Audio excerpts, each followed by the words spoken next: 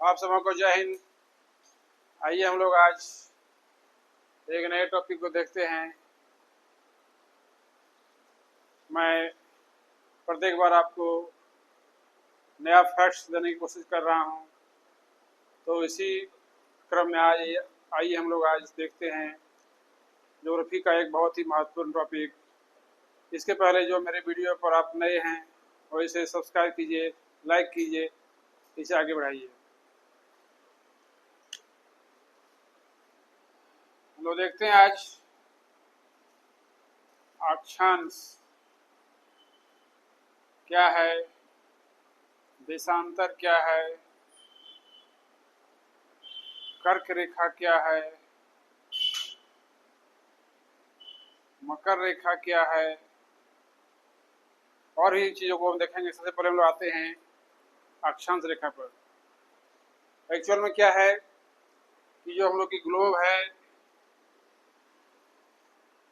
इसे हम लोग पृथ्वी का मॉडल कहते हैं। इसमें बहुत सारी काल्पनिक रेखाएं हैं।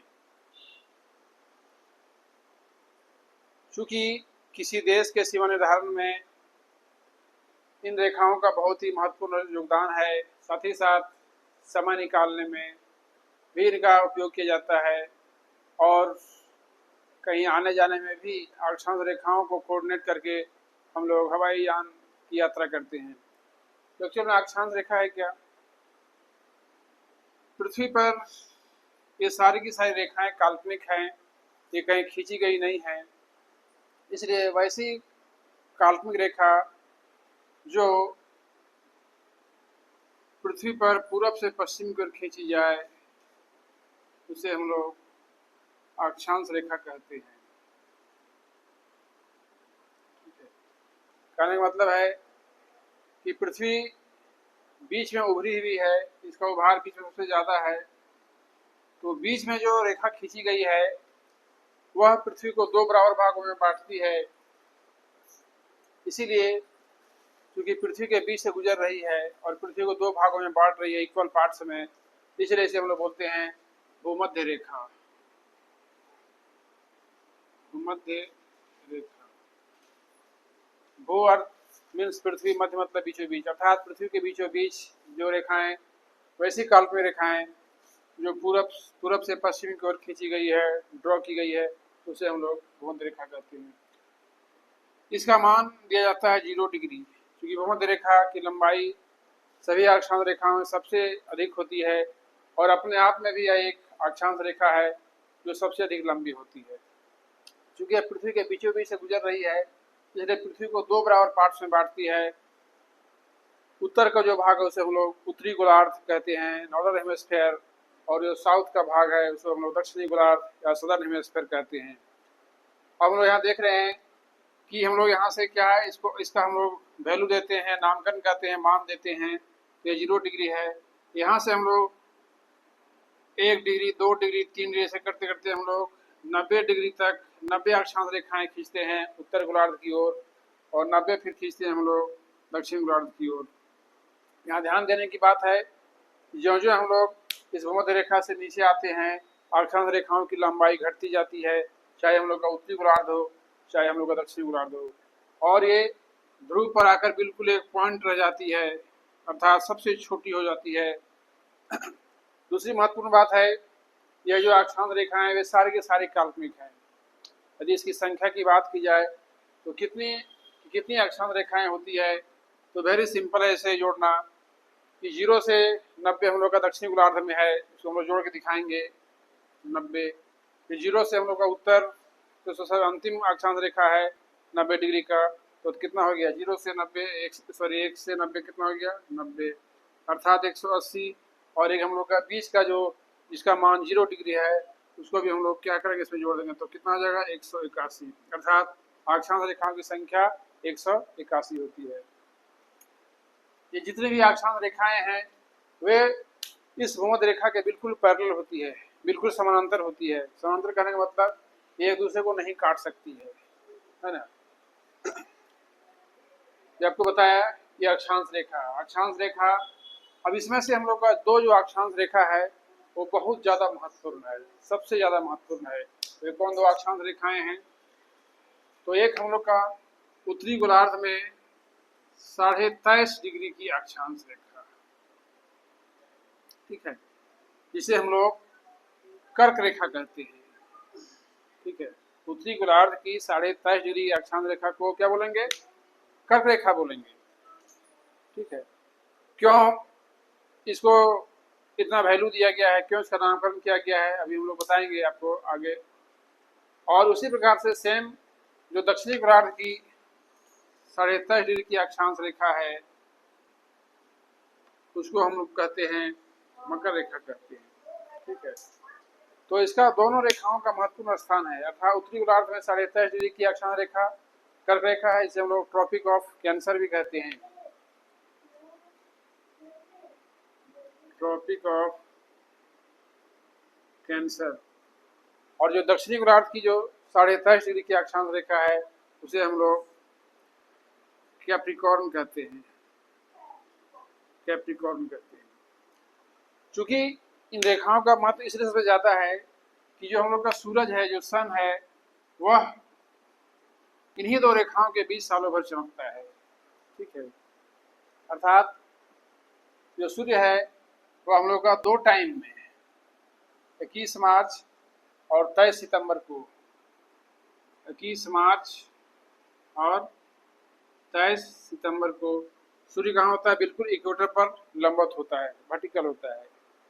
और 21 मार्च के बाद सूर्य का उत्तरायण होना शुरू होता है, अर्थात सूर्य उत्तर की ओर लंबवत चमकता है।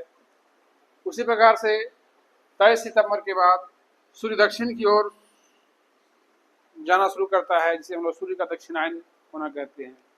तो ये आगे की बात है, इसे हम लोग आगे चर्चा करेंगे। फिलहाल हम लोग आते हैं अपने मुख्य विषय वस्तु पर कि कर्क रेखा और मकर रेखा का इतना वैल्यू क्यों दिया गया है। इसका वैल्यू देने का मेन कारण क्या है कि सूर्य कर्क और मकर रेखा के बीच ही लंबवत चमकता है, इससे सूर्य का प्रकाश इससे सूर्य से आगे लंबवत नहीं हो पाता है, ठीक है।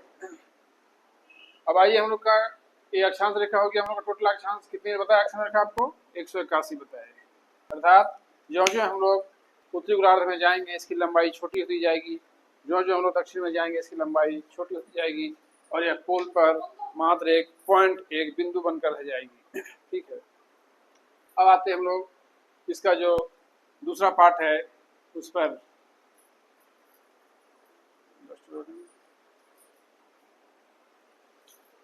तो अक्षांश रेखा, कर्क रेखा, मकर रेखा तीनों क्या है? एक ही प्रकार की रेखाएं हैं जो वहां पे जो क्या है पृथ्वी के पूरब से पश्चिम की ओर खींची गई है। अब यहाँ पे एक इसका दूसरा जो पार्ट है जिसको हम लोग बोलते हैं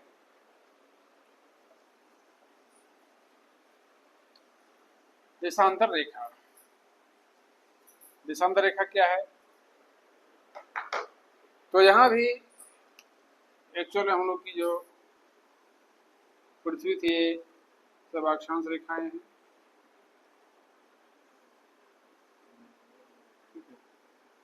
अब देशांतर क्या है? तो देशांतर बिल्कुल उसका उल्टा है कि वैसे ही काल्पनिक रेखाएं, मैं पहले बता चुका हूँ ये सारी रेखाएं काल्पनिक है, कि वैसी काल्पनिक रेखाएं जो पृथ्वी पर या ग्लोब पर उत्तर से दक्षिण की ओर खींची गई है उसे हम लोग देशांतर रेखा कहते हैं, ठीक है।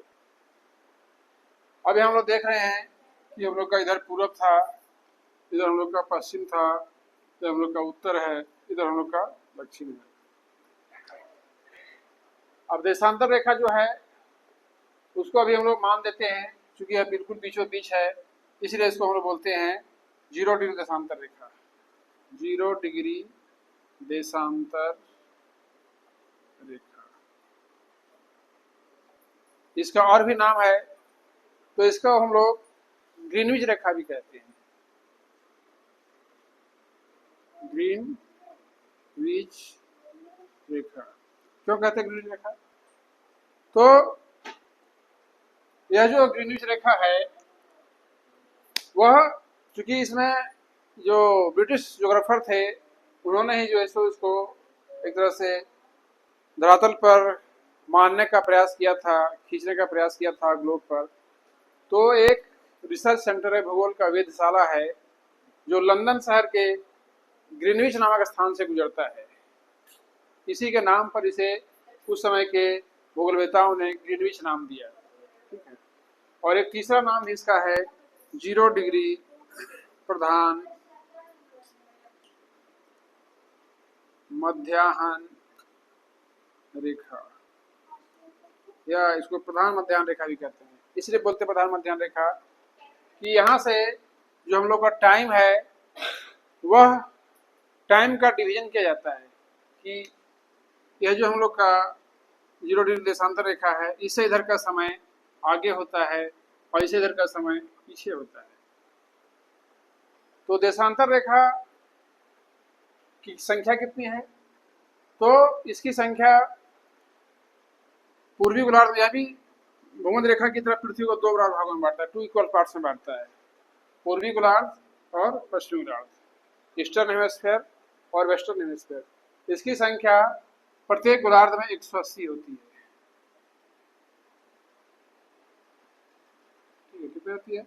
180। क्योंकि यहाँ 180 खींचना संभव नहीं है, इसलिए मैं आपको बता दूं, इसकी संख्या एक गोलार्ध में 180 होता है, तो 180 और दूसरे गोलार्ध में कितना? 180 कितना जगह? 360, अर्थात देशांतर रेखा की संख्या 360 होती है। अब यहाँ पे देशांतर रेखा का उपयोग क्या है? तो देशांतर रेखा का उपयोग समय निकालने में किया जाता है। टाइम का जो हम लोग कैलकुलेशन करते हैं विश्व स्तर पर, वो इसी से होता है। अब ऐसा क्यों होता है कि यह जो हम लोग का 0 डिग्री देशांतर रेखा है, या इसको हम लोग प्रधान मध्याह्न रेखा कहते हैं, वहाँ के समय से ही पूरे दुनिया का समय को हम लोग मानते हैं, निकालते हैं या जानते हैं। उदाहरण के लिए छोटा सा हम लोग एग्जाम्पल लेते हैं कि मान लेते हैं कि ग्रीनविच शहर पर, जो ग्रीनविच शहर हम लोग का है लंदन का, वहाँ पे दिन का 12 बज रहा है, अर्थात 12 PM हो रहा है। तब क्या होगा? ज्यों ज्यों हम लोग पूरब की ओर जाएंगे, मेरा समय क्या हो जाएगा? बढ़ता चला जाएगा। ठीक है, क्योंकि सूरज कहाँ से उगता है? पूरब से उगता है, और जो भाग सूरज के सामने रहेगा वहाँ पे सुबह होगा, वहाँ पे दिन रहेगा, और जो भाग सूरज से पीछे रहेगा वहाँ पर क्या होगी? रात होगी। तो यहाँ पे क्या हम देखते हैं कि जो हम लोग देशांतर रेखा 360 है, तो एक देशांतर के बीच 4 मिनट का अंतर होता है, 4 मिनट का अंतर होता है। अर्थात 0 डिग्री पर 0 देशांतर रेखा पर यदि क्या है 12 बजेगा, तो जो हम लोग का एक देशांतर रेखा है उसमें कितना बजेगा बच्चों? 12 बज के 4 मिनट होगा। ठीक है, उसी प्रकार से जितना हम लोग 2 पर जाएंगे, मिनट का संख्या बढ़ती जाएगी, 8 मिनट होगा। ऐसे करते करते हम लोग क्या है एकदम बिल्कुल आगे चले जाएंगे। तो कहने का मतलब है कि पूर्वी गोलार्ध का समय क्या है? इस देशांतर रेखा से आगे होता है। ठीक है, तो हम लोग का इंडिया जो है वह 82.5 देशांतर पर है। मान लेते हैं हम लोग कि यहाँ हम लोग का इंडिया है, ये हम लोग का इंडिया यहाँ पे है। ठीक है, जो क्या है 82.5 देशांतर इसके बीचों बीच गुजरती है। तो 82.5 देशांतर का जो कैलकुलेशन किया गया है वह क्या होता है? तो यहाँ से 5.5 घंटा आगे समय दिखाता है, 5 घंटा 30 मिनट समय क्या है? आगे दिखाता है। इसलिए हम लोग बोलते हैं कि जब ग्रीनविच पर दिन के 12 बजेगा, तो भारत में कितना बजेगा? 5:30 बजेगा, क्योंकि यहाँ का समय, इंडिया का समय यहाँ से क्या है? 5.5 घंटा आगे है। उसी प्रकार से पाकिस्तान का समय 5 घंटा ही आगे है। बांग्लादेश का समय क्या है? भारत से क्या है, वहां से ग्रीनविच से क्या है? 6 घंटा आगे है। तो इस तरह से क्या है? अंतर हो जाता है।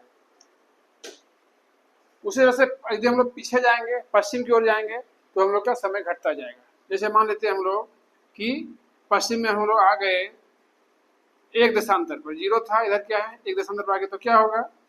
11 बजकर कितना होगा? 56 मिनट होगा। अर्थात समय क्या जाएगा? घट जाएगा। समय क्या जाएगा? माइनस में चला जाएगा।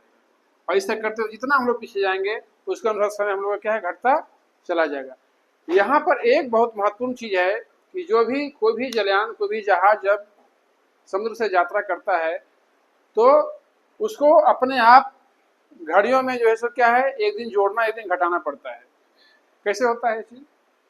कि जब वह क्या करेगा, मान देर से को जलयान जा रहा है, तो जो ही इस रेखा को पार करेगा, ठीक है, इस रेखा को जो ही पार करेगा, यदि यहाँ रविवार का दिन है, संडे है, तो क्या है, जैसे इसको पार करेगा वो क्या करेगा, सैटरडे अपने घड़ी में कर लेगा, एक दिन पीछे चला जाएगा। ठीक है, इसीलिए इसको हम लोग अंतर्राष्ट्रीय तिथि रेखा भी कहते हैं, इंटरनेशनल डेट लाइन भी कहा जाता है इसको। ठीक है, जो अमेरिका और रूस के बीच सीमा बनाता है, इसको हम लोग बोलते हैं बेरिंग जल संधि है। यहाँ पे ये जो अंतर्राष्ट्रीय तिथि रेखा गई, इसको कहाँ से गुजरी है, बेरिंग जल संधि से गुजरी है। और इस बेरिंग जल संधि में क्या है, रूस और अमेरिका के बीच मात्र जो है सो क्या है, 4 मील का अंतर है। लोग पैदल ही कहीं भी चले जाते हैं, जब समुद्र जम जाता है उस समय लोग क्या है, पैदल ही चले जाते हैं। ठीक उसी प्रकार से जब कोई देश जब कोई क्या है जलयान इधर से आएगा घूम करके इधर की ओर, तो क्या है उसमें क्या करेगा, अपना एक दिन जो है सो क्या है बढ़ा देगा। समझ आ रही। तो जोड़ने घटाने काम क्या होता है, क्योंकि समय क्या है आगे इधर का है, इसलिए उसको जोड़ना पड़ता है, इधर का समय पीछे, इसलिए उसको समय क्या करता है, घटाना पड़ता है। तो देशांतर रेखा की संख्या कितने बताए, 360 बताए।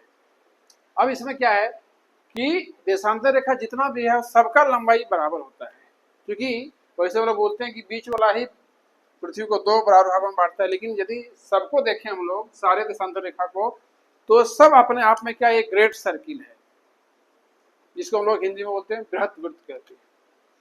क्या बोलते हैं बच्चे, बृहत वृत्त, ग्रेट सर्किल, बृहत वृत्त। ठीक है, अपने आप में सभी क्या है, ग्रेट सर्किल है। इसीलिए कोई भी देशांतर रेखा की लंबाई छोटी बड़ी नहीं, सबकी लंबाई क्या है, इक्वल होती है, बराबर होती है। ठीक है, और इन दो देशांतर रेखाओं के बीच की दूरी जो है वह इक्वेटर पर कितना होता है, तो 111 किलोमीटर होता है। समय का अंतर कितना हो गया, 4 मिनट का, लेकिन दूरी का अंतर कितना हो गया, 111 किलोमीटर। लेकिन इसमें ये हम लोग देख रहे हैं कि जितनी भी देशांतर रेखा है वो सब क्या है, पोल पर जाके कन्वर्ज हो जाती है, सब क्या है, मिल जाती है, केंद्रित हो जाती है। भले यहाँ हमको देखने में लगता है कि नहीं ये मर्ज कर रही है, केंद्रित होती है, लेकिन यदि हम लोग ग्लोब पर देखेंगे तो वहां हमको नहीं दिखता है कि वो मर्ज कर रही है। यहाँ पे हमको देखने लगता है कि हाँ ये सब क्या है, इधर चौड़ी है, बीच में क्या है, पोल पर क्या सिकुड़ गई। लेकिन ऐसा सिर्फ यहाँ लगता है, मैप पर ऐसा देखेंगे तो हमको बिल्कुल नहीं लगेगा, चूंकि इसमें हम लोग का आधा ही दिख रहा है, इसमें हम लोग पूरा नहीं देख पा रहे, क्योंकि हम लोग क्या 2 डायमेंशनल है, लंबाई चौड़ाई देख रहे हैं हम लोग, इसका मोटाई को नहीं देख पा रहे हैं। ठीक है, तो मैं आशा करता हूँ मैं इस पर जब अगला वीडियो बनाऊंगा तो आपके सामने ग्लोब लेके आऊंगा, तो आपको क्लियर पता चलेगा कि जो है सो कैसे जो है सो ये सारे के सारे ग्रेट सर्किल है ना, ये देखने में लगती है कन्वर्ज कर रही, कन्वर्ज नहीं करती, सबकी सब क्या है, ग्रेट सर्किल है। तो मैं आपको बताया आज, एक बार मैं कंक्लूड करता हूँ कि अक्षांश रेखा क्या है ना, कि ग्लोब पर या पृथ्वी पर पश्चिम से पूर्व जो काल्पनिक रेखाएं खींची गई है, बोध रेखा के समांतर, उसको हम लोग क्या बोलेंगे, अक्षांश रेखा बोलेंगे। इसमें 2 महत्वपूर्ण अक्षांश रेखाएं हैं, कर्क रेखा 23.5 डिग्री की उत्तरी गोलार्ध में, और मकर रेखा 23.5 डिग्री की दक्षिणी गोलार्ध में, चूंकि सूरज इन्हीं दोनों के बीच चमकता है सालों भर। उसके बाद हम लोग इसमें और देखे, उसके बाद हम लोग आगे देशांतर पर आ गए। देशांतर में हम लोग क्या है कि प्रधान मध्याह्न रेखा, 0 डिग्री देशांतर रेखा और ग्रीनिच रेखा, इस रेखा को हम लोग 3 नाम से जानते हैं। इनकी संख्या कितना होती है, 360 होती है। तो इस प्रकार से ओवरऑल मैं आशा करता हूँ कि आपको भूगोल का ये जो बेसिक नॉलेज है, क्योंकि पढ़ना तो नीचे क्लास में, लेकिन बहुत लोगों को नहीं पता रहता है, तो आपको अच्छा लगा होगा। इसके लिए बहुत बहुत धन्यवाद। मेरी वीडियो को आगे बढ़ाइए, लाइक कीजिए, शेयर कीजिए, कमेंट कीजिए, जहाँ आपको नहीं समझ आएगा कमेंट कीजिए, मैं दोबारा इसको फिर से आपको समझाने का प्रयास करूँगा। जय हिंद, जय भारत।